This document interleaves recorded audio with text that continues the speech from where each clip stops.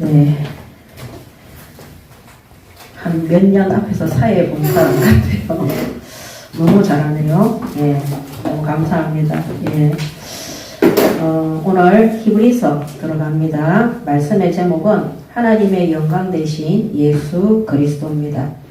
하나님의 영광을 나타내시는 분은 오직 그리스도밖에 없습니다. 그래서 하나님의 은혜로 우리가 아무 대가 없이 예수 그리스도로 말미암아 죄값을 치르고 하나님의 영광 가운데 나타나는 존재가 되었습니다. 그래서 이 땅에서 하나님과 우리 사이를 중재하시고 하나님과 우리 사이에 갈리어져 있는 그 죄의 값을 속죄하고 치루신 분은 영원한 중보자는 예수 그리스도밖에 없습니다.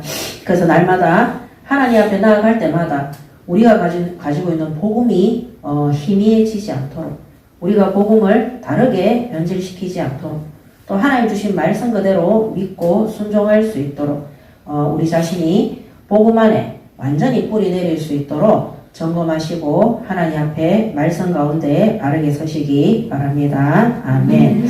자, 오늘 이 히브리서를 쓰는 사람은 누구인지 모릅니다.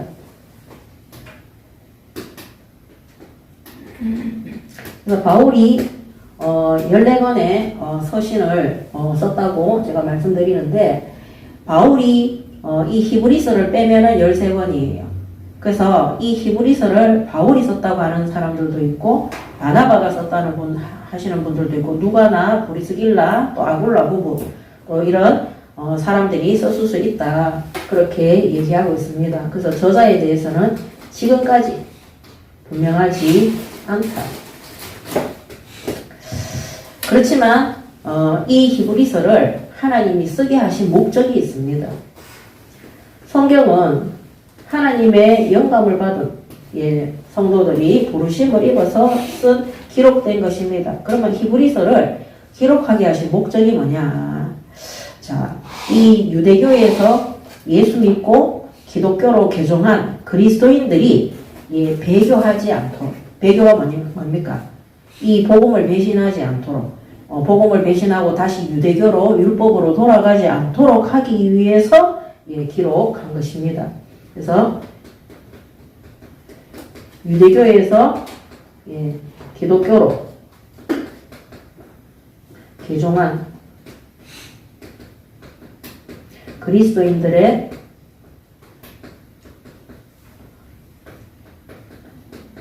배교를 막기 위해 기록되어졌다. 그 다음에 두 번째는 이 유대인들이 예수보다 더 중요하게 여기는 것이 뭐냐면은 구약의 성경이에요.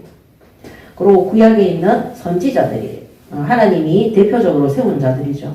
선지자들 뿐만 아니라 하나님이 구약에 그런 세운 사람들 그런 세운 사역자들이죠. 그래서 구약 성경과 구약에 세운 사역자들을 이 유대인들은 율법과 함께 더 많이 의지를 했는데 그거를 더 중요하게 여겼거든요. 근데 오늘 이 히브리서를 통해서 이 구약에 세운 사역자들보다 예수 그리스도께서 더 우월하다는 것을 우월하심을 증명하기 위해서 히브리서를 쓴 겁니다. 더 쉽게 말하면은 천주교에 계시는 분이나 그 다음에 그냥 교회를 종교처럼 다녔던 분들이 교회 와서 신앙생활을 하는데 자신들이 알고 있는 생각하고 있는 종교와 달랐을 때 그들이 떠나고 싶어하는 저도 어렸을 때는 예수 믿으면 부자 되고 잘 되는 줄 알았어요. 그게 우리가 교회에서 배운 것들이에요. 그리고 착하게 살면은 복 받는다. 그래서 예수 믿는 사람들은 착해야 되고 주일날에는 옷도 경건하게 입어야 되고 청바지 입으면 안 되고 돈 쓰면 안 되고 이런 것들이 실제 복음보다 더 많이 교회 안에 들어와 있어서 그런 것들로 인해서 진리의 복음 가운데 있는 은혜를 체험하지 못하고 사람들이 떠나려고 하는 것. 이거를 막기 위해서 예수 그리스도가 누구인지 구약의 너희들이 생각하고 있는 그런 존재들, 그런 사역자들보다, 그런 선지자들보다 예수 그리스도께서는 사실 비교할 수 없죠. 그 사람들은 사람이지만 예수님은 하나님이시거든요. 비교할 수 없는 우월하심을 가지고 계심을 증명하기 위해서 이 히브리서를 쓰게 하신 겁니다. 그래서 구약에 있는 뭐 선지자나 오늘 히브리서에 보면 선지자나 천사 또 3장에 보면 모세까지 나오거든요. 이 모세는 유대인들한테 최고의 선지자잖아요. 그래서 뭐 천사라든지 그 다음에 선지자들이라든지 아니면 모세 이런 구약에 있는 사람들보다 예수님이 더 우월하심을 증명하기 위해서 썼다. 그 다음에 예수님만이 하나님의 계시를 인간들에게 온전히 보여주시고 영원한 천국으로 성도들을 인도하신다는 것을 강조하기 위해서 히브리서를 쓴 겁니다. 그래서 예수 그리스도만이 하나님의 계시를 완전하게 보여주시는 거예요. 사실은 복음으로 완성하신 거죠. 그래서 이 구원받은 성도들을 천국으로 끝까지 인도하신다는 거. 그래서 복음의 완성이 바로 예수 그리스도라는 거. 그리고 이 완성된 복음을 가진 성도들이 영원한 천국으로 끝까지 인도받게 된다는 것을 기록하고 있습니다. 그래서 배교를 생각하고 있는 이런 유대인들이 흔들리는 유대인들한테 이 히브리서의 말씀을 통해서 예수 그리스도가 구약에 있는 그런 존재들과 비교할 수 없다. 그 다음에 예수 그리스도만이 우리에게 하나님의 계시를 정확하게 전달하고 완전한 구원, 완전한 복음으로 우리를 영원한 천국으로까지 인도하신다. 이 구원에 대한 정확한 확신을 심어주는 것이 또 히브리서입니다. 그래서 모든 하나님의 구약의 계시를 예수 그리스도로 완성하신 거예요. 그래서 구약의 모든 말씀은 창세기 3장 사건 이후에 예수 그리스도를 예표하는 거예요.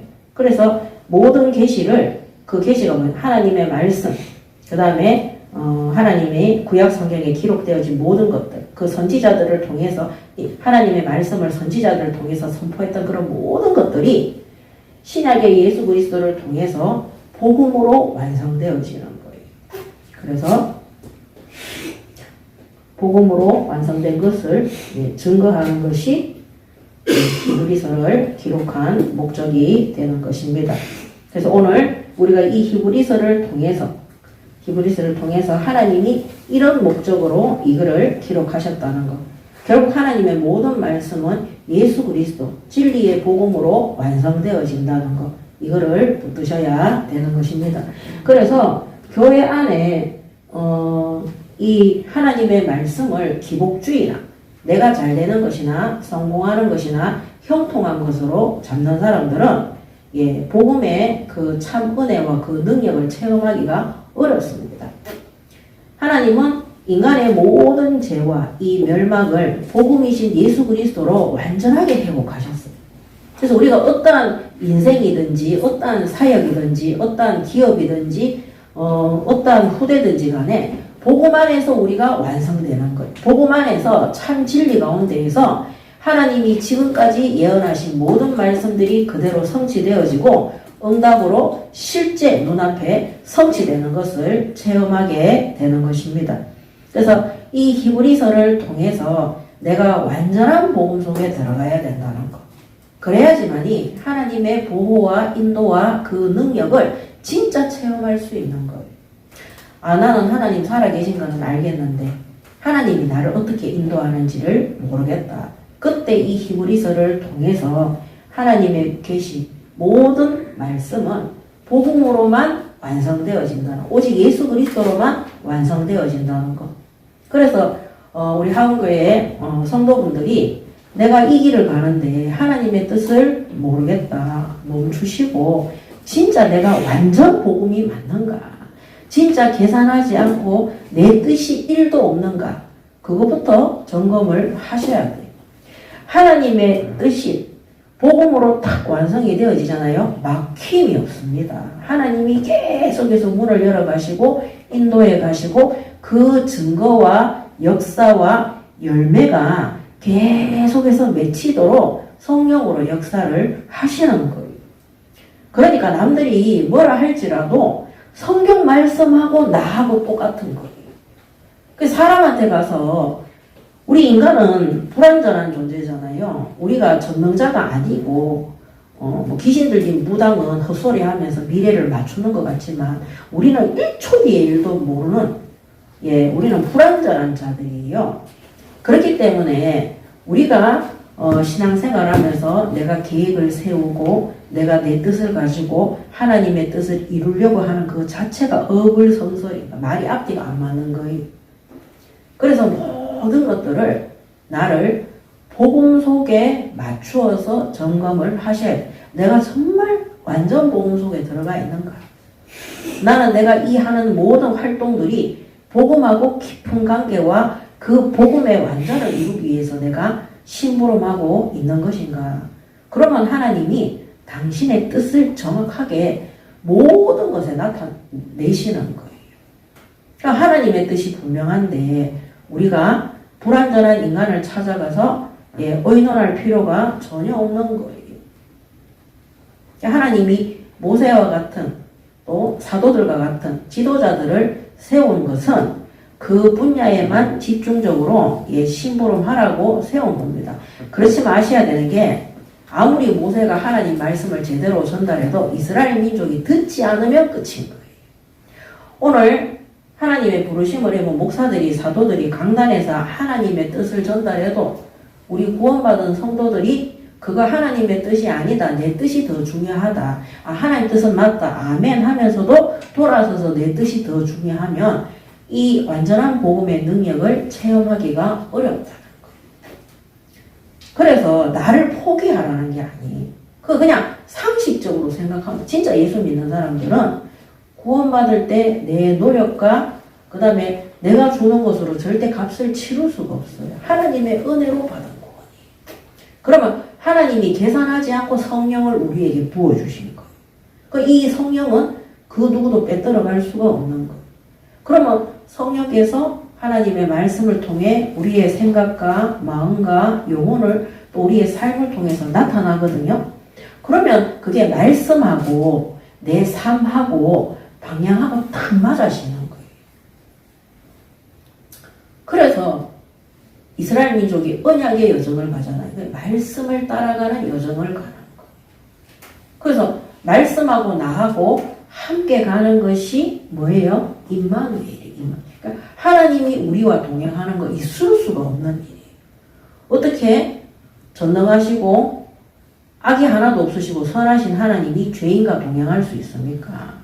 그래서 하나님이 죄인과 동행할 수 있는 방법은 그 죄값을 예수님께서 십자가에서 다 해결하셨기 때문에 믿는데 우리의 죄도 없어지는 것.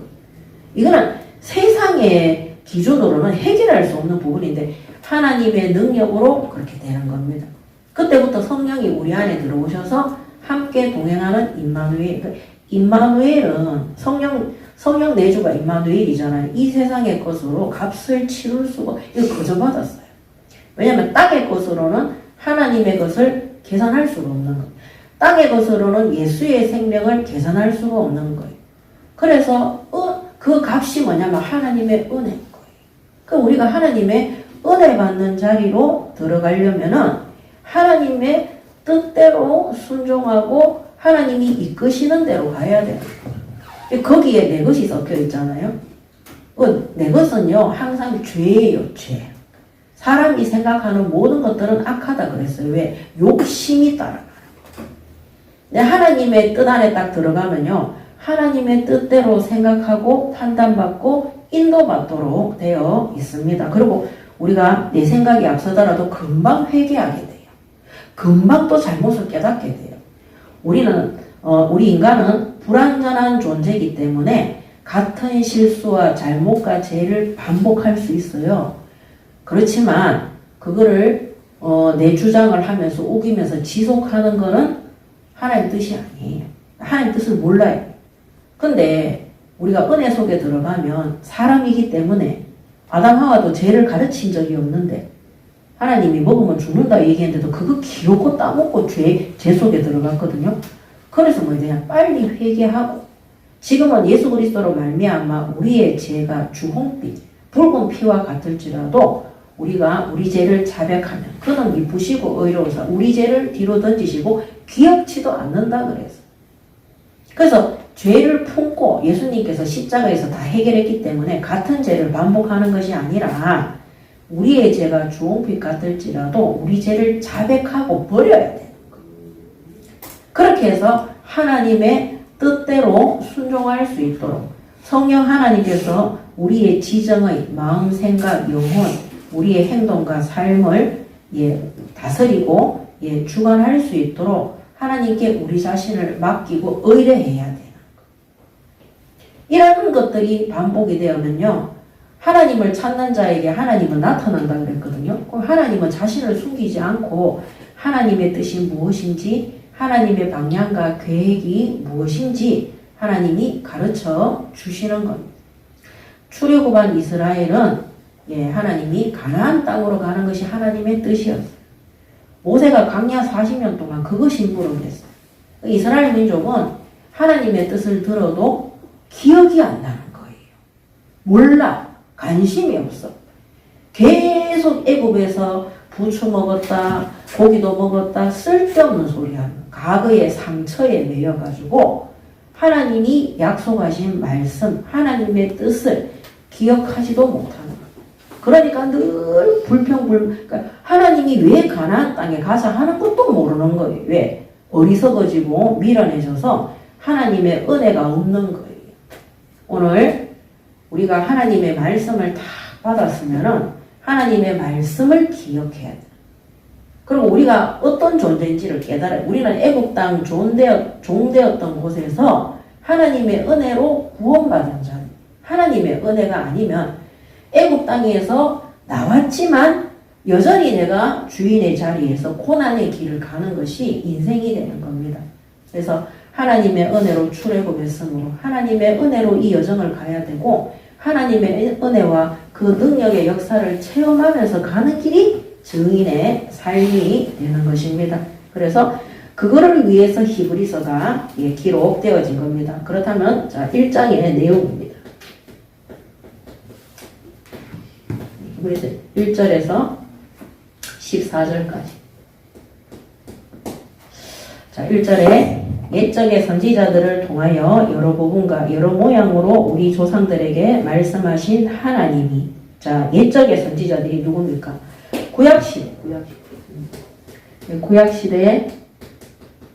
구약시대에 하나님은 누구를 통해 말씀했냐?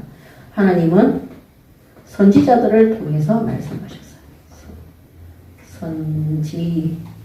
선지자들을 통해서 말씀하셨어요.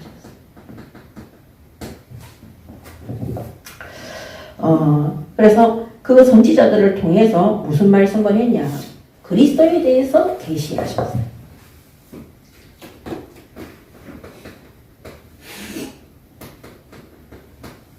계시 한마디로 예언이죠. 구약의 선지자들을 통해서 얘기했습니다. 그래서 신약시대에는 예수님이 실제로 오셨잖아요. 그래서 구약의 그리스도를 뭐랍니까? 신약의 그림자라고 합니다.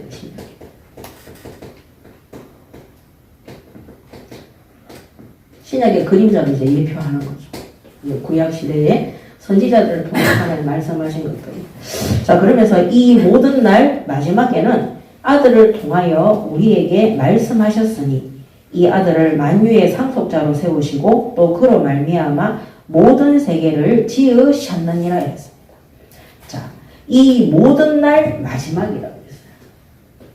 이 모든 날 마지막 날. 이때가 언제냐? 말세시대입니다.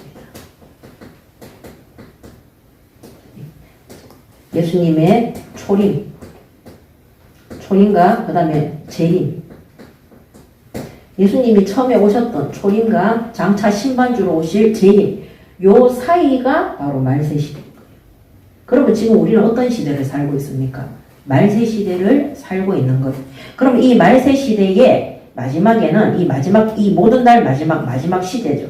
말세 시대에는 아들을 통하여 우리에게 말씀하신다 그랬어요. 그래서 아들이 누굽니까? 예수 그리스도죠. 그래서 이 시대에는 하나님께서 예수 그리스도의 계시를 통해서 하나님의 말씀을 전달하는 것입니다. 그래서 하나님의 아들이신 신약시대 이후 예수님이 초림한 이후에는 하나님의 아들이라고 분명히 기록되어져 있어요. 하나님의 아들이신 예수 그리스도를 통해서 하나님의 뜻을 계시하는 것. 그러면 조금 전에 제가 말씀드린 것처럼 하나님은 복음을 통해서 하나님의 뜻을 나타내는 것. 그래서 우리가 하나님의 뜻이 뭔지 모르겠다. 하나님의 계획이 뭔지를 모르겠다. 그때 뭐하라 그랬어요? 내가 완전 복음 속에 들어가 있는가 이거를 점검하셔야 되는 거. 내가 복음이 아닌 거 어떤 내 다른 동기나 다른 계획이 섞여 있을 때는요. 하나님의 계시를 알 수가 없어요. 하나님의 뜻을 알 수가 없어요. 근데 모든 동기와 욕심과 내가 생각하고 주장하는 바들을 다 버리고 있잖아요. 하나님의 뜻만 구하잖아요. 그러면 내가 완전 복음 속에 딱 들어가 있음을 만들어야 되는 거예요. 그러면요, 그때부터 하나님은 하나님의 아들이신 그분을 통해서 계시하는 거예요. 하나님의 뜻을 나타내시는 거예요. 왜 전도가 안 되느냐? 왜 나는 제자가 안 세워지느냐? 왜 나는 성경 말씀과 같은 삶을 살아갈 수 없는가? 그럴 때는 내가 완전히 복음 속에 하나님은 복음으로 모든 걸 완성하시기 때문에 그 복음이 하나님의 아들이신 예수님이죠. 이 복음을 깨달을 수 있도록 계시를 주시는 거예요. 그게 성령인 거예요. 성령. 그래서 제자들이 예수님과 실제 예수님이 이 땅에 초림으로 오셨을 때 3년 동안 동거했거든요. 같이 다니면서. 그런데도 못 깨달았어요. 제자들은 계속 헛소리 했거든요. 심지어 예수님이 내가 붙잡혀서 죽을 것이라고 얘기하니까 막 베드로는 흥분해가 막 가만히 있지 않겠다고 막 이렇게 난리를 쳤거든요. 그런데 하나님이 예수 그리스도를 통해 복음을 완성하시고 주신 것이 성령인 거예요. 그래서 그 성령께서 내게 역사할 수 있도록 성령은요, 오직이에요. 오직. 다른 거 아니에요. 오직 복음인 거예요. 그 속에 내가 모든 계획과 내 동기와 욕심과 세상적인 기준들을 추방하고 내가 하나님 앞에 내가 복음으로 완전하게 되잖아요. 그 복음 속에 들어가 있잖아요. 그러면 하나님의 계시와 뜻을 누가? 성령께서 하나님의 아들이신 주께서 예수께서 우리에게 계시를 나타내시는 거예요. 그래서 하나님의 뜻이 무엇인지 아는 사람들은 두려움이 없어요. 평안함을 주시는 거예요.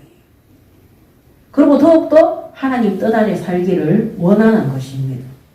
똑같이 예수를 믿어도 뭔가 자꾸 요구하는 뭐 내 옆에는 인맥도 있어야 되고 나는 돈도 있어야 되고 뭔가 권력도 있어야 되고 성공도 해야 되고 막 저는 앞전에 있던 교단에서 참 그거를 제가 한때 그런 소리 좀 하고 다녔는데 야 우리가 전도하려면 성공해야 된다. 저는 그렇게 깨달았어요. 거기서. 왜냐면은요 성공하니까 앞에 막 정말 사람들이 있잖아. 예수 믿고 돌아오더라니까요. 그때 내가 말했는 성공은요 육신적인 성공이었어요. 연예인도 성공해서 대상 받을 때 대종상 받을 때 거기서 하나님께 감사드립니다 이런 말 하는데 아무도 뭘 안 하더라고. 왜? 1등 했으니까. 그리고 그 교단에서도요 뭔가 막 잘해가지고 교회가 크고 붕대어지고 성도들이 많고 하면 큰 소리 내면 그거 먹히더라니까요. 그렇게 배웠어요. 그렇게 배운 게 아니라 가르쳐 준 게 아니라 제가 저 혼자 그렇게 깨달았어요. 그래서 제가 사실은 후대 사역을 할 때 애들한테 어떻게 해서든지 하나님 앞에 응답받아서 인류가 되라고 가르쳤어요. 그래서 청소하는 거, 그 다음에 공부하는 거, 이런 거 진짜 하나님의 은혜 속에 들어가서 철저히 엘리트가 될 수 있도록 그렇게 양육을 했어요.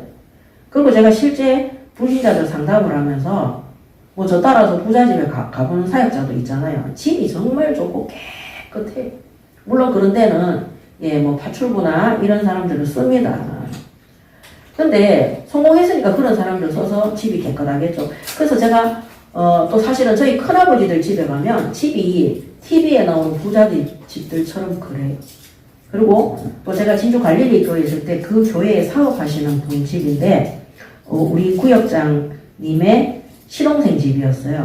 그 집에 가면요 진짜 너무 깨끗해가지고 말이 안 나. 애들이 다 서울대 갔어요. 저는 이렇게 제가 처음에는 결벽증이라고 생각을 했거든요. 그게 아니거든요. 이 마인드가 참 중요해요. 그래서 우상 숭배 많이 하고 그런 나라들 보면 가난과 그 다음에 게으름과 그 다음에 더러움과 그 다음 무식해요. 그걸 맞다고 생각하는 거예요. 근데 기독교가 들어가서 성장한 국가들을 보면 깨끗하고 우리가 선진국이라 얘기하잖아요. 문화, 도덕 이런 의식 수준 자체가 높은 거예요. 그래서 못 사는 집에 가면요 부모들이 집에 와서 옷도 아무 데나 막 떠잖아요. 쓰레기도 아무 데나 버리고. 잘 사는 집에 가면요 다 이 옷장도 보면 막 정말 잘 해놨잖아요. 그래서 제가 그때는 엘리트라는 메시지가 많이 나올 때였어요. 내가 하나님 앞에 맡긴 이 아이들은 영육간에 최고가 될 수 있도록 내가 만들어야 되겠구나. 그렇게 해서 뭐를 선택했냐? 예배를 선택했어요.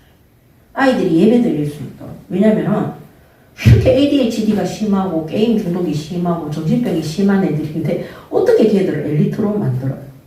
그래서 하나님이 역사할 수 있도록 계속 예배 드리도록 했어요. 근데 얘들이요 육신적으로 성공하더라니까요. 성적이 낮아졌던 애들이 성적이 90점대로 올라오고 반에서 5등 10등 하는 애들이 전교에 1, 2, 3등 안으로 들어오고 그러니까 역사 일어나더라고요. 부모들이 연락이 오고 선생님들이 연락이 오고 진짜 성공하니까 되는 거예요. 근데 그때 제가 그거를 보면서 그렇게 결단을 내리고 했는데 지금은 그거하고 조금 다릅니다. 그 세상 성공이 아니라 하나님 뜻대로 하는 성공이어야 되는 거예요. 제가 기억을 못 하겠는데 아프리카인가 캄보디아인가 어떤 나라에 하여튼 아프리카 쪽에 있는 나라인 것 같아요. 그 나라는 매년 뭐 몇 월 달이 되면 나라 전체가 행사를 하는 거예요. 근데 사람들이 어떤 한 사람의 장례식을 하는 거예요. 근데 그 사람이 죽었는데 그 사람이 죽은 날 D-Day 되면 일주일 전으로 사람들이 거기 와서 막 계속 울고 그 사람을 기리고 그 사람을 기억하고 막 이렇게 하는 거예요. 그 사람이 누구냐면요 한국 사람인데 이름이 뭐 무슨 뭔 김태머식인가 하여튼 뭐 있어요. 이태석 씨예요. 그 사람을 기억하는 거예요. 그 사람이 그 나라에 들어와서 엄청난 일을 한 거예요. 그렇게 그 한 국가가 그 사람을 기억하는 거예요. 그 국가가 너무나 가난하고 어렵고 힘들고 비참하고 슬픈 상황이었는데 이 사람이 거기에 계산하지 않고 들어가서 그리스도인이죠. 네? 어쨌든 그리스도인인 거잖아요. 이 그리스도의 사랑을 실천한 거예요. 많은 사람들이 그 사람을 통해서 천주교는 복음 없습니까? 그렇지 않습니다. 진짜 예수 믿고 하나님의 사랑을 실천하자. 그 하나님의 뜻인 거예요. 그 사람들이 다 하나님을 알게 된 거예요. 얼마나 가난했던 나라에 그 사람이 들어가서 진정한 사랑을 실천을 했는데 그 나라 전체가 매년 기억하고 울고 이 사람이 아니었으면 우리는 안 되었다고 그렇게 고백을 하는 거예요. 그래서 증거 나타나니까 이 시대에는 그런 영상을 통해서 이제 다 아는 거예요. 그래서 제가 저는 그 사람이 기독교인이라고 생각을 했는데 천주교인이었군요. 그래. 천주교인이면 어떻습니까? 김연아가 스케이트 타면서 이거 하니까 그래가 천주교 다니는 사람들 많습니다. 우리가 정말 진리의 복음을 위해서 하나님의 뜻대로 하는 성공을 해야 되는 거. 아까 말씀드렸던 전에는 여기서 내가 복음 전하려면 육신적으로 성공하고 1등 해야 된다. 그래서 이 무지랭이 같고 어리석고 미련한 아이들을 계속 예배 드려서 하나님 은혜 받도록 해서 육신적으로 증거 나타나니까 실제 전도문이 열려졌어요. 근데 지금은 그것이 하나님의 뜻이면 그렇게 되는 거고 하나님의 뜻이 망하는 거면 망하는 길로 가야 되는 거예요. 그때는 안 망했으면 좋겠더라니까. 그때는 성공했으면 좋겠더라니까. 바울은 육신적으로 봤는데 망한 사람이었어요. 이태석 씨도 육신적으로 보면 그 사람이 가난한 나라에 가서 그 사람 순교한 거예요. 그 사람 망한 거예요. 그 하나님의 뜻이 어디 있느냐. 그거를 찾는 것이 진짜 응답인 거예요. 하나님이 제게 주시는 그림 그리는 기능이 옛날에는요, 성공해서 유명한 화가 되어서 프랑스에 가서 루브르 박물관에 사는 게 내 비전이었어요. 그리고 제가 예수를 믿고 그거를 향해서 하나님 앞에 기도 안 됐어요. 기도하면 할수록 내 것을 내려놓고 기도하고 하면 할수록 지금 바로 내 옆에 있는 이 현장들을 살리는 것이 하나님의 뜻이었어요. 그래서 내가 그렇게 싫어했던 학원, 진짜 애들밖에 하나님이 보냈구나, 야도 보냈구나, 자도 보냈구나, 그게 하나님의 뜻이었는 거예요. 뭣도 모르고 하나님 뜻에 순종했는데 하나님이 계속해서 문을 열어 가신 거예요. 나중에 깨달았어요. 하나님 저에게 영적인 화가라는 거. 이 큰 그림 그리는 캠퍼스에 하나님이 내게 붙여주신 그 후대들과 아이들을 하나님이 원하시는 자리에 배치해서 그림을 그려서 하나님이 천지를 창조하시고 보시기에 좋았다라고 그랬죠. 하나님이 보시기에 좋은 작품이 되도록 심부름하는 영적인 화가라는 것을 깨닫게 하셨다. 오늘 우리 교회도 학생들 가르치는 그 직업을 가지고 돈을 버는 게 아닙니다. 그림 그리는 그 재주를 가지고 우리가 성공하는 게 아닙니다. 그거를 통해서 하나님의 뜻이 이루어질 수 있도록 기도하시기 바랍니다. 아멘. 그러면 하나님께서 우리가 가는 그 직장마다, 학교마다, 산업마다, 지역마다 하나님이 하나님의 뜻대로 하시고자 하는 일들이 계속해서 열려지는 거예요. 그러니까 하나님이 신났을 것 같아요. 저는 하나님이 저를 데리고 전도운동할 때 하나님이 신났을 것 같아요. 가면 문 열리고, 가면 문 열리고, 가면 아무도 안 도와줍니다. 왜? 도와줄 필요가 없어요. 하나님의 뜻이 맞으면 하나님이 완벽하게 준비하셨기 때문에 박해가 오고 고난이 오는데도 별로 문제가 안 되는 거예요. 너무 많이 열매가 맺히기 때문인 겁니다. 그래서 이거를 개인적으로 진짜 체험하기 위해서는 내가 완전히 복음 속에 들어가 있는가? 내가 세상 것과 타협하면서, 내가 내 생각과 타협하고, 내가 뭔가를 갖다가 완전 복음 속에 못 들어가면서 염두에 두고 있는 것들이 무엇인가? 그것들을 정리해야 돼. 그러면 하나님의 뜻이 분명하고 선명하게 나타납니다. 때로는 실패, 때로는 실수, 때로는 고난, 박해조차도 하나님의 뜻이 무엇인지를 하나님이 깨닫게 하시는 거예요. 그래서 이 고난을 허락했구나. 그래서 박해를 받겠구나. 아, 내가 변질되는 존재고 이 하나님의 은혜가 여기서 데살로니가전서에 보면 성령을 소멸하지 마라 그랬잖아요. 5장 19절이니까 그거 보면 소멸하지 마라 그랬거든. 나에게 성령이 소멸되지 않도록 내가 하나님만 바라보도록 사람들과 관계 속에서 박해를 당하고 고통을 당하도록 했구나. 그러니까 하나님만 바라보는 거. 그렇게 해서 응답을 받는 것입니다. 자, 그래서 모든 계시는 복음으로 완성한다는. 그래서 신약 시대에는 하나님의 아들이신 예수 그리스도를 통해서 계시한다. 그래서 이 1번 말씀 그대로 예수 그리스도로 완성되어지기 때문에 내가 완전히 복음 속에 들어가 있는가, 그거를 확인을 하셔야 되는 겁니다. 그래서 미래를 준비할 필요가 없습니다. 내가 복음 속에 들어가 있으면 저는 제가 상담사 할 줄은 꿈에도 생각을 못했어요. 신학교에 갈 수는 있죠. 전도사도 꿈을 안 꿨는데 목사가 된다는 거는 정말 우리 친척들 말대로 이거는 우리 건시 가문의 전무후무한 이야기인 거예요. 근데 그렇게 하나님은 하나님의 뜻을 그렇게 이루어 가고 있는데 우리가 이 내게 있는 기능과 직업과 달란트를 통해서 뭔가를 하겠다. 그 하는 뜻하고 안 맞는 거예요. 그래서 하나님이 나를 하늘에, 그래서 사도행전 1장 3절에 보면 하나님 나라의 일을 40일 동안 제자들에게 설명했잖아요. 그리고 성령 충만 받으면 하나님 나라의 일이 이루어지는 거예요. 그러면 지금 하나님이 내게 주신 기능과 모든 산업과 달란트들이 하나님 나라의 일을 이루기 위한 성령의 충만함의 역사 속에 들어갈 수 있도록 기도해야 되는 거예요. 그 역사 속에 그 길이 마게도냐면 빌립보로 가면 되는 거예요. 그게 마게도냐에 빌립보만 있습니까? 데살로니가도 있잖아요. 또 옆으로 가면 에베소도 있잖아요. 에베소도. 더 깊이 가면 고린도도 있어요. 거기에서 더 나아가면 갈라디아도 있고, 그 다음에 어딥니까? 로마까지 가는 거예요. 그래서 하나님이 내게 주신 이 기능이 완전한 복음 속에서 완성되어질 수 있도록 기도하셔야 되는 거예요. 그러면 내게 있는 이 기능이 남들이 나하고 똑같은 기능을 가지고 있어도 그들은 절대 하나님 쓰시지 않는 거예요. 내가 이 기능이 복음으로 완성되어진다는 것을 알고 복음 안에 완전하게 내려놓잖아요. 하나님이 나를 들어서 쓰시는 데는 아무도 못 막습니다. 제가 이번에 장례식에 갔을 때, 지금 장례식 시리즈 몇 번 얘기한지 모르겠습니다. 제 남동생이 저보다 5살 어리거든요. 그럼 몇 살이죠? 올해 55세인가 6세인가 이래요. 그 딸이 중앙대학교 다니는데 저한테 찾아왔어요. 얘기하더라고. 고모, 우리 아빠는 어떻게 결혼하게 됐어요? 우리 아빠는 어떻게 예수 믿게 됐어요? 막 그걸 물어보더라고요. 그래서 제가 얘기했어요. 결혼했는 것도 얘기했지만은, 야, 너가 아빠가 청년 때 직장 구할 때 내한테 찾아왔다. 진주에 있을 때.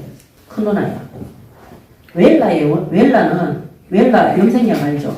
그 웰라가 독일 회사예요. 독일. 로레알이 프랑스고. 그래서 이 웰라가 독일 회사인데 우리나라에서 웰라는 그 비싸가지고 미용실에 가면 그 값이 비싸요. 그 웰라의 원서를 딱 냈는데 지금 자기하고 경쟁자가 있다는 거. 이 사람은 그 웰라의 상무가 친척이래요. 그 다음에 일본 유학까지 갔다 오고 거기서 대학원까지 한 사람이고 인재라고 소문이 났대요. 자기는 대학도 허접하고 밀어주는 사람도 없고. 근데 원서는 내놨는데 나는 하나님 뜻대로 응답하고 싶어서 쿤누나한테 내려온 거예요. 저한테. 생전에. 그래서 제가 그때 참 감사했어요. 아, 직장을 놓고 나한테 와서 쿤누나가 예수님 잘 믿는 거 아니까 와가지고 그거를 의논하는 거예요. 자기 마음대로 결정을 안 하고. 그래서 우리 집에 한 며칠 머무르면서 새벽기도 같이 가고 같이 집중기도하면서 금식 기도를 했어요. 그리고 3일 만인가 갔어요. 갔는데 그 회사 웰라 한국 대표가, 독일 회사니까 한국 대표가 이번에 원서 넣는 사람들 중에 우리 회사 안에 친인척이나 연줄이 있는 사람은 다 잘라라. 아무 연고 없는 사람을 합격시켜라. 2사람 원서 냈대요. 왜? 이 상무 연줄이 제일 빵빵하기 때문에 사람들이 그 원서를 안 냈대요. 그럼 누가 됐어요? 내 남동생. 갑자기 그게 법이 바뀐 거예요.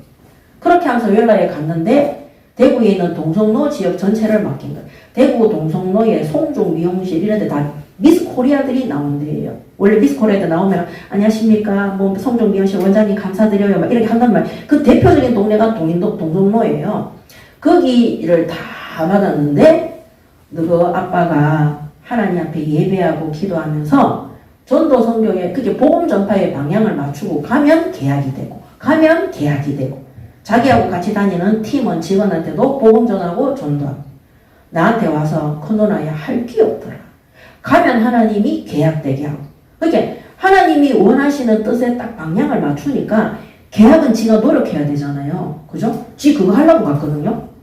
그런데 현대자동차에서 영업사원 하다가 거기서 영업이 잘 되니까 그쪽으로 옮긴 거였어요. 근데 중요한 거는 계약을 누가 하느냐? 하나님이 하십니다.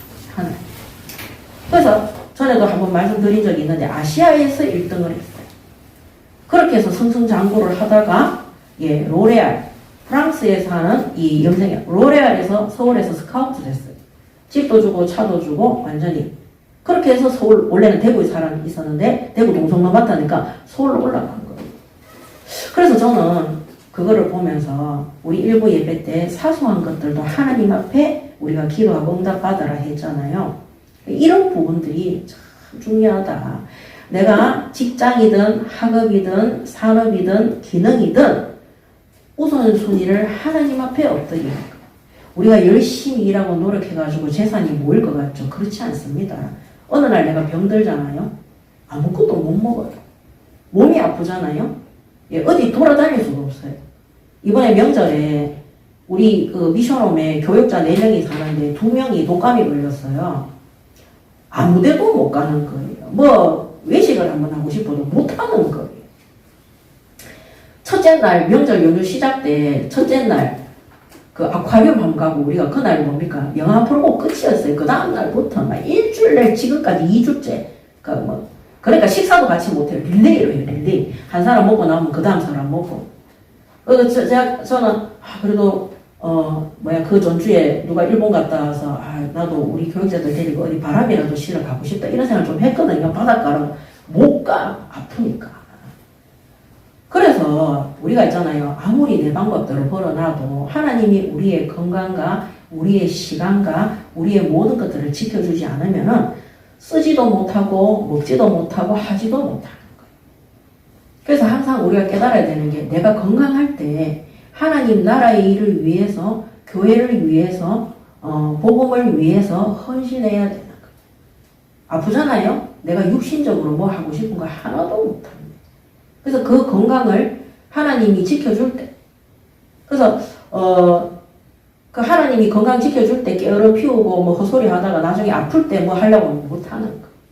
오늘 제가 말씀드리는 내용이 뭔지 아시죠? 진짜 하나님의 뜻을 모르겠거든. 어디에 어떻게 하라고요? 내가 완전히 복음 속에 들어와 있는가. 이거를 진짜 점검해 보시기 바랍니다. 아멘. 자, 그래서 신약 시대에는 하나님의 아들이신 예수 그리스도를 통해서 하나님은 계시하시는 거예요. 하나님은 복음 안에서 계시를 하는 것입니다. 자, 그래서 그러면서 이 아들을 만유의 상속자라고 했어요. 그래서 이 예수님께서는 만물의 상속자다. 그 다음에 뭐라고 그랬습니까? 모든 세계를 지으셨다 그랬어요. 그래서 만물을 지으시고 상속하시는 분이, 다스리시는 분이 바로 이 상속하는 관리자. 천지를 창조하시고 그거를 관리하시는 분이, 다 간섭하시는 분이 바로 예수님이시다. 그래서 원래 우리 인간도 타락하기 전에는 이런 존재였어요. 어디에 보면 있냐면 창세기 1장 27절 28절에 보면 하나님이 생육하고 번성하고 다스리고 정복하라 그랬어요. 그런데 창세기 3장의 타락 이후에 원죄 속에 들어간 이후에 어떻게 됐습니까? 그 위치가 그게 상실돼 버린 거. 죄로 말미암아서 이제는 다스리고 정복하는 게 아니라 그 땅에 노예처럼 땀을 흘리고 수고하고 고통을 당해야지만 그 땅의 열매를 먹는 거. 그전에는 다스리는 존재였기 때문에 상속자인 거죠, 사실은. 자, 그래서 죄를 지음으로 우리가 그 위치를 상실했는데 오늘 이 예수 그리스도를 통해서 재창조됐어요. 예수 그리스도 통해 재창조된 거죠. 또 고린도후서 그리스도 예수 안에서 새로운 피조물이라 그랬어요.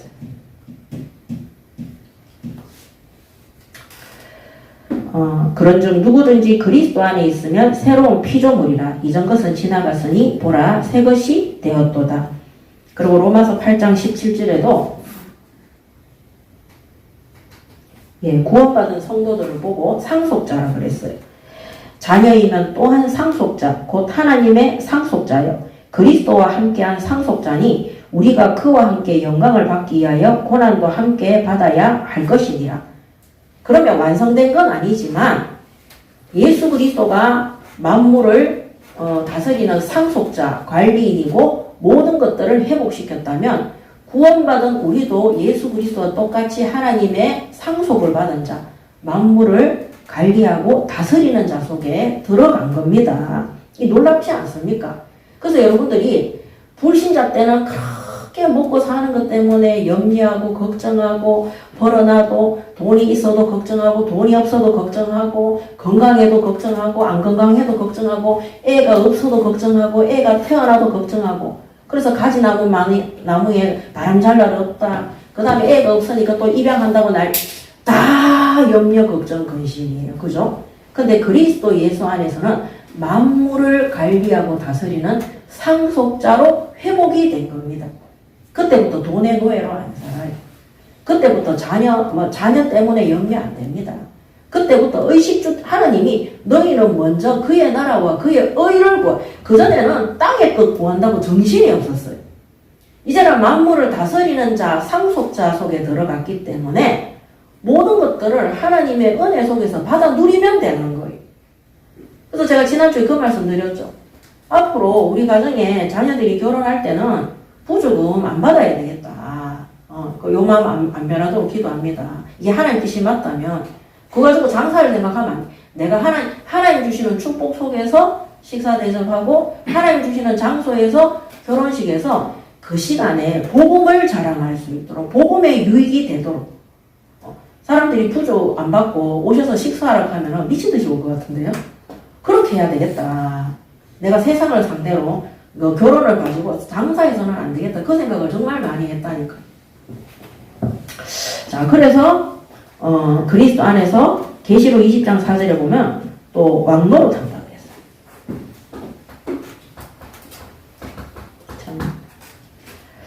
또 내가 보좌들을 보니 거기에 앉은 자들이 있어 심판하는 권세를 받았더라. 또 내가 보니 예수를 증언한가 하나님의 말씀 때문에 목배임을 당한 자들의 영혼들과 또 짐승과 그의 우상에게 경배하지 아니하고 그의 이마와 손에 표를 받지 아니한 자들이 살아서 그리스도와 더불어 1000년 동안 왕노릇하니. 예, 이 짐승의 표가 없는 구원받은 성도들은 1000년 동안 그리스도와 함께 왕노릇한다. 그래서 이거는 계시록에 나오는 거라서 장차 예수님이 이때 재림하셨을 때 나타나는 증거인 거예요. 그 지금은 완전한 건 아니더라도 예수 믿기 전에는 노예로 살았다면 예수 믿은 후에는 우리가 만물을 다스리는 상속자로 예수님이 뭡니까? 우리와 같은 권력이 되는 거예요. 부활의 첫 열매라고 그랬어요. 예수님도 하나님을 아버지라고 부르는데 우리도 하나님을 뭐라 합니까? 아버지라고 우리가 양자로 들어간 거예요. 얼마나 감사합니까? 양자로 들어간 것도 구원받은 것도 감사한데 상속자로 불렀다는 거. 하나님이 이 땅에서 예수 그리스도 믿는 모든 사람들에게 창세기 1장 27절 28절을 회복시켜 주신 것입니다. 예수님의 재림 때도 두려워할 필요가 없는 거예요.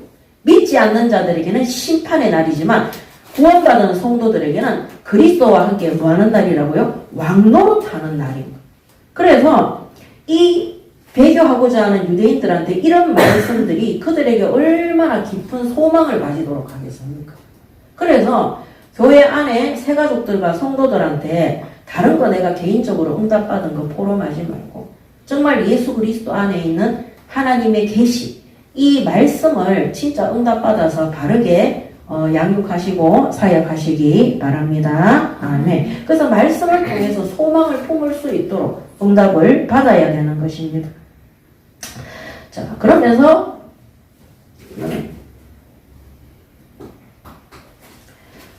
여기 보면 3절에 보면 이는 하나님의 영광의 강체시요 그 본체의 형상이시라 그의 능력의 말씀으로 만물을 붙드시며 죄를 정결하게 하는 일을 하시고 높은 곳에 계시 지극히 크신 이의 우편에 앉으셨느니라 그랬습니다. 그래서 이 예수가 누구냐? 하나님의 영광의 강체. 하나님의 영광의 강체라고 그랬습니다. 요한복음 1장 1절에서 14절에 특히 14절에 보면 말씀이 육신이 되어 우리 가운데 거하심에 우리가 그의 영광을 보니 아버지의 독생자의 영광이요 은혜와 진리가 충만하더라 되어 있습니다. 그러면서 그 본체의 영광이라고 그게 14절입니다. 방금 읽었던. 그리고 능력의 말씀으로 만물을 붙드시고 하나님의 말씀으로 만물이 순종하는 거예요. 자, 그 다음에 죄를 정결하게 인간의 죄를 속죄하기 위해서 그 일을 담당하신 분이 바로 예수님입니다. 그리고 심지어 지금은 지극히 크신 바로 하나님이죠. 성부 하나님이죠. 하나님의 우편에 앉아 계시는 겁니다. 그래서 이 예수 그리스도는 하나님의 본체시고 능력의 말씀으로 하나님의 말씀으로 천지를 창조했잖아요. 능력의 말씀으로 만물을 붙드시고 그 다음에 죄를 정결하게 하는 대속자 그리스도의 직분을 담당하시고 또 지극히 크신 지금도 하나님 우편에서 다스리고 계시고 또 모든 계시를 우리에게 예수님 자체가 말씀인 거예요. 그래서 예수님이 계시에 완전히 절정인 거예요. 예수님 자체가 하나님의 계시가 되는 것입니다. 그러니까 하나님의 영광의 강체시며 하나님 말씀의 계시가 되는 겁니다. 그래서 요한복음 1장 1절에 보면 태초에 말씀이 계시니라. 이 말씀이 하나님과 함께 계셨으니 이 말씀은 곧 하나님이시니라. 그가 태초에 하나님과 함께 계셨고 만물이 그로 말미암아 지은 바 되었으니 지은 것이 하나도 그가 없이는 된 것이 없느니라. 이 1장 3절이죠. 요한복음 1장 1절에서 3절. 그러면서 14절에 말씀이 육신이 되어 우리 가운데 거하심에 우리가 그의 영광을 보니 아버지의 독생자의 영광이요 은혜와 진리가 충만하니라 그랬어요. 그래서 우리가 은혜와 진리, 복음과 말씀 속에 들어가서 은혜를 충만히 받으려면 예수 그리스도의 계시 속에 이 복음 속에 완전히 들어가는 것이 최고의 응답인 것입니다. 자, 그러면서 4절부터 14절은 천사들보다 더 우월하신 그리스도를 증명했습니다.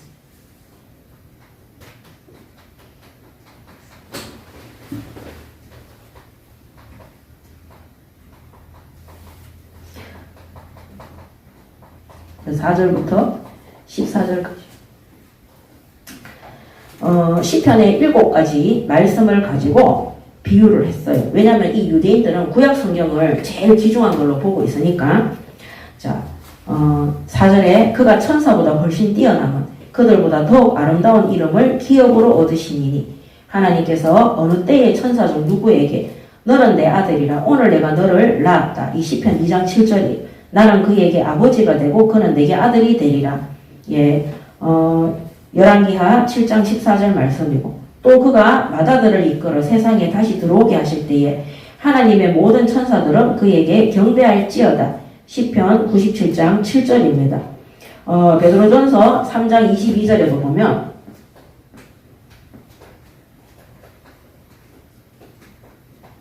다른 것들은 시편 말씀들이 다 기록해놨죠. 베드로전서 3장 22절에 그는 하늘에 오르사 하나님 우편에 계시니 천사들과 권세들과 능력들이 그에게 복종하나니라. 그래서 이때 당시의 유대인들은 구약 성경의 선지자들과 천사들이 정말로 하나님 다음으로 높다고 생각하는 사람들이었어요. 근데 이 히브리서 저자는 천사들보다 더 우월하고 뛰어난 분이 바로 예수다. 이거를 시편 기자의 말씀을 7가지를 빌어서 증거하는 거예요. 그 베드로전서에도 이렇게 나와 있는 겁니다. 그래서 7절에 6절에 보면 하나님의 모든 천사들은 그에게 경배할지어다. 하나님이 예수님한테 경배하는 존재면 천사보다 우월하게 맞잖아요. 그는 그의 천사들을 바람으로 그의 사역자들을 불꽃으로 삼으시느니라. 시편 104편 4절입니다. 아들에 관하여는 하나님이여 주의 보좌는 영영하며 주의 나라의 규는 공평한 규니이다. 시편 45장 6절에 기록된 것을 또 얘기했습니다. 주께서 의를 사랑하시고 불법을 미워하셨으니 그러므로 하나님 곧 주의 하나님이 즐거움의 기름을 주께 부어 주를 동류들보다 뛰어나게 하셨도다 하였고 또 주여 태초에 주께서 땅에 기초를 두셨으며 하늘도 주의 손으로 지으신 바라. 시편 102편 25절입니다. 그것들은 멸망할 것이나 오직 주는 영존할 것이요. 그래서 예수 그리스도는 죽는 존재가 아니에요. 그것들은 다 옷과 같이 낡아지리니 의복처럼 갈아입을 것이요 그것들은 옷과 같이 변할 것이나 주는 여전하여 연대가 다함이 없으리라 하였으나 어느 때의 천사 중 누구에게 내가 내 원수로 발등상이 되게 하기까지 너는 내 우편에 앉아 있느냐 하셨느니라. 그래서 14절에 모든 천사들은 섬기는 영으로서 구원받을 상속자들을 위하여 섬기라고 보내심을 받은 자 아니냐 그랬어요.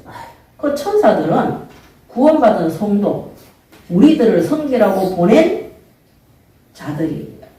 그들의 위치가 예수님하고 비교할 수 없는 거예요. 그래서 히브리 기자가 이 유대교에 들어와서 이 예수 그리스도의 복음을 정확하게 알지 못하고 마음을 갈팡질팡하는 이들에게 천사보다 그 어떤 선지자들보다 예수께서 우월하시고 뛰어나시고 하나님이시고 그 능력 그리고 이 천사들이 예수님을 경배하는 거다. 그리고 이 천사들은 그리스도의 직분을 행할 수 없고 구원받은 자들을 섬기라고 보낸 종들이다. 그렇게 기록을 하고 있는 것입니다. 그래서 구약 성경의 7부분을 가지고 증명을 한 것이 바로 1장 1절에서 14절의 내용입니다. 자, 그렇다면 결론입니다. 자, 오늘 이 말씀들을 통해서 아까 처음에 서론에 말씀드린 것처럼 유대인들이 기독교로 개종을 한 그리스도인들이 자꾸 배교를 하려고 하기 때문에 이 서신서를 기록했다고 했습니다. 왜 그러냐? 교회 안에 성도들이 그리스도 이외의 것, 예를 들면 구약의 율법이라든지 아니면은 자기 업적, 자기 공로, 혹은 그 다음에 사람 지도자 있잖아. 예를 들면 메시지 너무 잘하고 그 말씀에 이제 그런 인간 지도자를 더 귀중히 여기고 따르려고 하는 사람들이 많이 있는 거예요. 그래서 내가 구약 성경 이때는 신약 성경이 완성된 때가 아니잖아요. 그래서 구약 성경의 말씀은 그리스도를 예표하는 그림자인데 그냥 말씀 그대로를, 그게 유대교잖아요. 그거를 붙잡고 있는 자들이나 그 다음에 자기 공로, 내가 예수 믿고 여기 왔는데 내가 어떤 봉사나 구제나 이런 것들을 했을 때 자기를 나타내고자 하는 사람들, 그래서 잘한다 소리 들어야 되는 거죠. 그 다음에는 뭡니까? 어떤 목사나 사도들이나 어떤 사역자들이 기똥찬 메시지를 가지고 했는데 본인들이 은혜가 되면 하나님이 우리에게 보내주신 예수 그리스도 진리의 복음보다 그 사람의 말을 더 의지하고 그 사람들을 더 귀중히 여기고 그 사람들을 따라다니는 그런 행태가 나타나는 것입니다. 이런 사람들이 이단들인 거죠. 이단들이 그렇게 하잖아요. 그래서 우리가 어떻게 해야 되느냐? 그리스도 이외의 것, 구약의 율법이나 자기 공로나 그 다음에 인간 지도자 이런 것들을 따라가는 것이 아니라 오직 예수 그리스도만이 유일한 복음이 되는 신앙의 유일성을 가져야 되는 겁니다.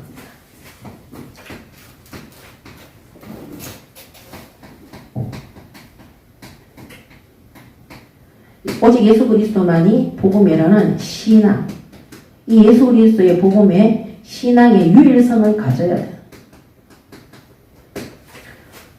제가 아무리 메시지를 잘 전달한다 할지라도 제가 여러분들의 인생을 책임질 수 있는, 그 죄를 속죄할 수 있는 천국으로 영원한 천국으로 인도할 수 있는 그리스도가 아닌 거라는 거예요. 그래서 사람을 따르거나 그 사람 따라다니는 것은 그 사람 교주입니다. 그게 이단인 거예요. 그 하나님 말씀, 복음 위에, 말씀 위에 있는 거죠. 그 다음에 구약의 것들을 가지고 계속 하는 거. 예수 그리스도를 예표하는 말씀이 아니면 아무리 율법을 지키려고 해도 구원 못 받습니다. 지킬 수가 없기 때문에.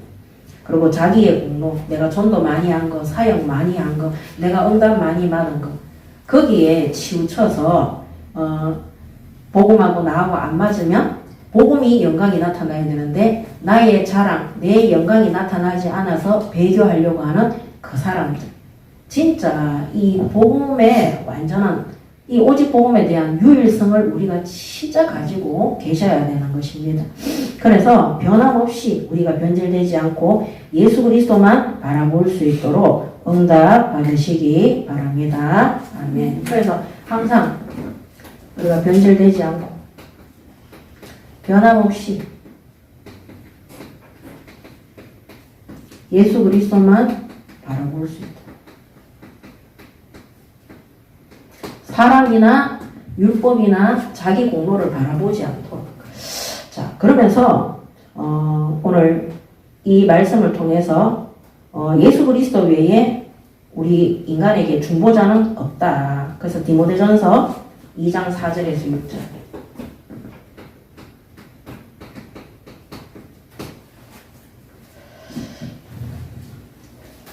하나님은 모든 사람이 구원을 받으며 진리를 아는 데에 이르기를 원하시느니라. 하나님은 한 분이시요 또 하나님과 사람 사이에 중보자도 한 분이시니 곧 사람이신 그리스도 예수라. 그가 모든 사람을 위하여 자기를 대속물로 주셨으니 기약이 이르러 주신 증거니라. 아멘. 그래서 천사들은 중보자가 될 수 없어요. 마리아도 중보자가 될 수 없습니다. 모세는 하나님의 말씀을 대언하는 자지 그가 그리스도의 하나님과 우리 사이를 화목케 하고 죄를 죄값을 치르고 중보하는 자가 아니. 모세든 구약에 뛰어난 그 어떤 자들도 해결이 안 됩니다. 그래서 예수 그리스도만이 하나님과 우리 사이의 모든 죄를 사하고 우리 인간을 구원에 이르게 하는 하나님께 나아가는 유일한 구주, 한마디로 구속자이시고 중보자이신 것입니다. 그래서 천사들의 오늘 이 1절부터 14절, 4절부터 14절까지 천사들에 대해서 막 기록한 것이 뭐냐면 천사가 하나님의 말씀을 구약시대에는 또 심부름도 하고 했잖아요. 이 전쟁하는 천사 미가엘도 하고.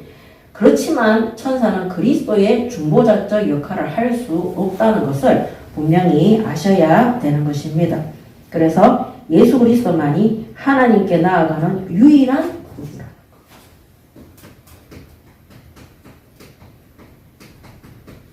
유일한 구주시고, 중보자 대신 예수 그리스도다. 사람의 업적이 아무리 뛰어나도 하나님과 인간 사이를 중보할 수 있는 그런 위인은 없습니다. 자, 그 다음에 마지막 세 번째, 참된 은혜와 진리는, 참된 진리와 은혜는 예수 그리스도 안에서 발견이 되는 것입니다. 자, 그래서 이 진리의 복음과 하나님의 은혜를 받아서 하나님의 뜻을 깨달아서 예수 그리스도 안에서 완성되어져서 응답을 받기 위해서는 뭐 해야 되냐? 모든 사람들은 나의 통치가 아니라 세상의 통치가 아니라 예수 그리스도의 통치 안에 들어가시기 바랍니다. 아멘. 이 통치가 뭡니까? 다스림.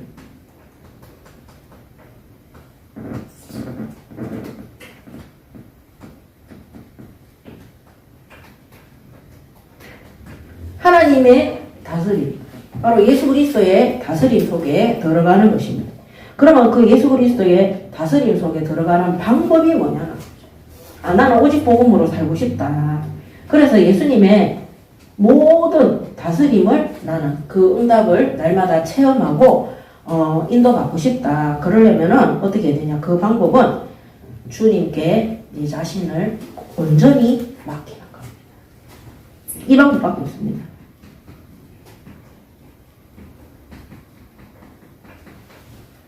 반쪽 맡기는 게 아니라 온전히 맡기는.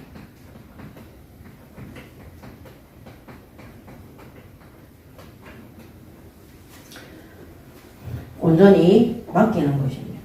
그래서 하나님 앞에 다 내려놓고 맡기는 것.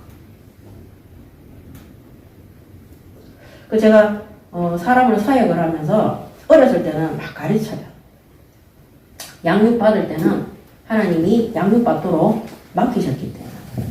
예수님도 제자들을 끌고 다니면서 예수님의 기적과 치유 사역과 함께 주무시고 제자들의 발을 씻기면서 실제 몸소 보이시면서 모든 실천들을 보여주시고 가르치셨어요. 그 다음에 그들이 세워졌을 때는 직분을 주고 세워졌을 때는 어떻게 됐어요? 그들이 선택해서 인도받는 것. 근데 그들이 성령의 역사 속에 온전히 들어가잖아요. 그러면 바울처럼 자기를 주장하지 않아요. 바울처럼 예수의 영이 주의 사자가 성령께서 바울을 간섭하시고 인도하시고 역사하셔서 모든 가는 길의 여정을 인도하시고 거기에 하나님이 바울이 상상지도 못했던 사람들을 장소들을 준비해 놓고 또한 환난과 박해와 고통이 올 때도 능히 이기고 오히려 바울의 환난을 보고 많은 믿는 자들이 시험 들어서 낙심하는 게 아니라 오히려 바울의 그 환난을 통해서 우리도 죽음을 생각하지 않고 마음껏 복음 전파하자. 진짜 제자들이 일어나는 그 역사를 체험하게 된 겁니다.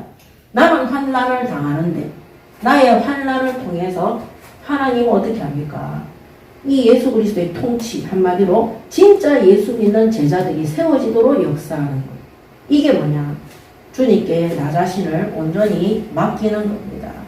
우리의 미래에 대해서 앞으로 장래에 대해서 지금 현실의 어려움에 대해서 걱정하지 마시기 바랍니다. 아멘. 오늘 제목이 하나님의 영광 되신 예수 그리스도입니다. 그리스도께서 하나님과 우리 사이에 모든 것들을 중보하시고 회복해 하셨습니다. 오늘 이 땅에 사는 날 동안에 하나님이 우리에게 주신 이 예수 그리스도로 말미암아 이 어마어마한 복음의 축복을 날마다 누리고 체험하고 그 증거가 현장에 나타나서 하나님이 원하시는 하나님의 뜻대로 열매를 맺을 수 있는 가운데의 모든 성도들이 되시기 바랍니다. 아멘. 예, 전도서 5장 결론 전도서 5장 13절에서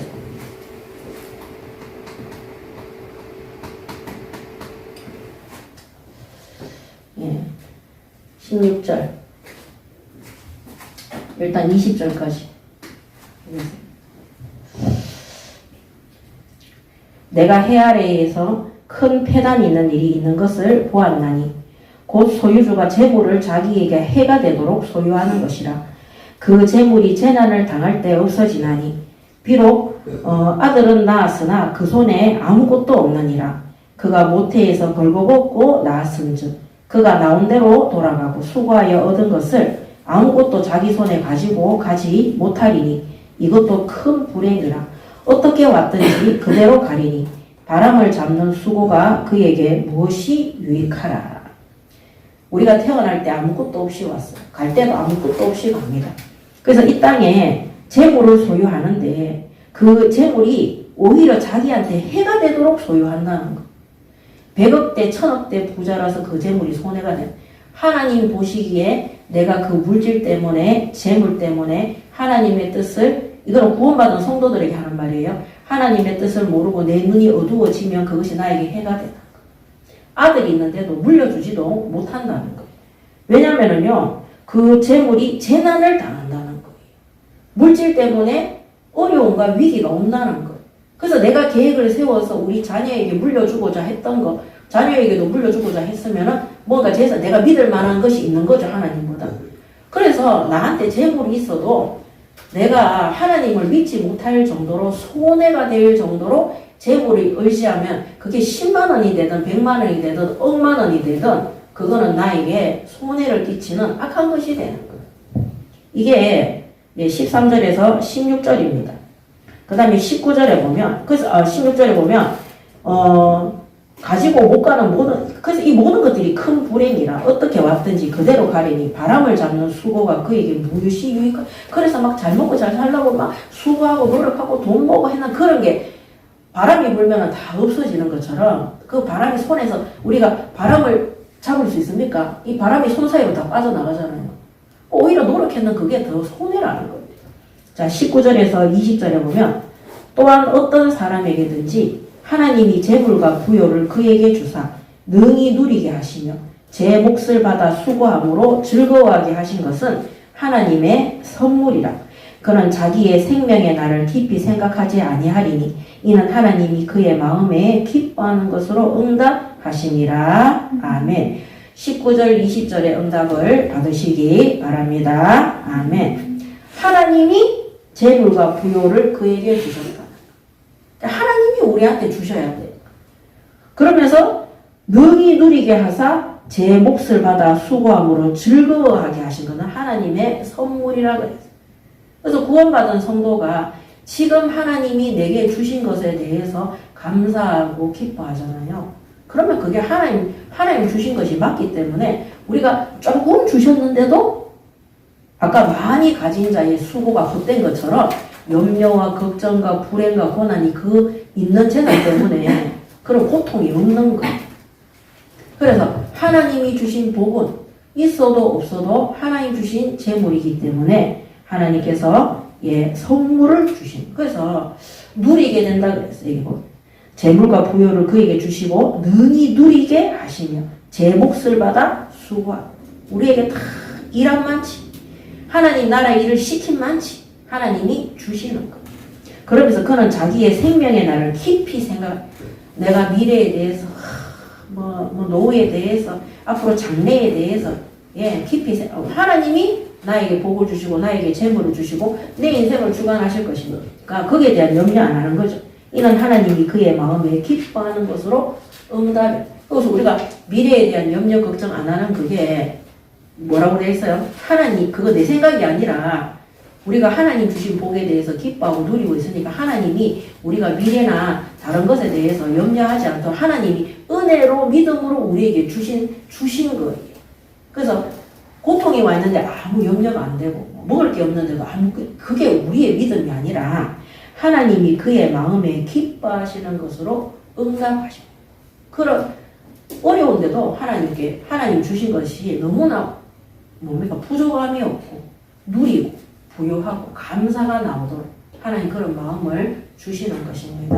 한 번뿐인 인생입니다. 하나님께 복을 받아 많고 적음을 떠나서 하나님 주시는 복을 누리고 우리의 생명이 하나님의 주권 속에 있음을 알고 오늘도 하나님이 우리 마음에 참 평안과 기쁨과 감사함으로 한평생 동안 하나님을 영화롭게 하고 예수 그리스도를 따라가는 오직 복음의 사람으로 살아갈 수 있도록 응답 받으시기 바랍니다. 아멘. 그래서 세상 것 따르는 인간의 노력은 헛된 거라는 거예요.